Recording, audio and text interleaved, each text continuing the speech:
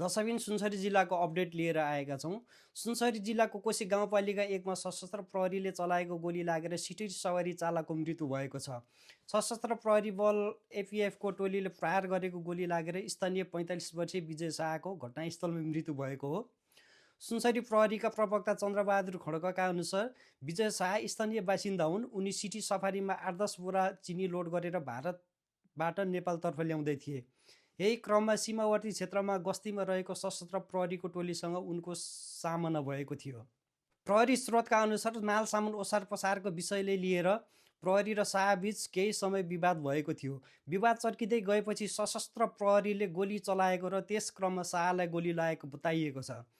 गोली लागेपछि शाहको घटनास्थलमै मृत्यु भएको प्रहरीको भनाइ छ। घटनापछि स्थानीयवासी आक्रोशित बनेका छन्। उनीहरूले मृतकको शव उठाउन नदिँदै घटनाको निष्पक्ष छानबिन र दोषीमाथि कारबाहीको माग गरेका छन्।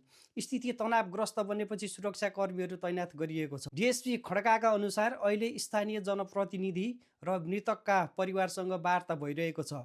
घटनाको विस्तृत अनुसन्धान सुरु गरिएको र सत्य तथ्य सार्वजनिक गरिने प्रहरीले जनाएको छ।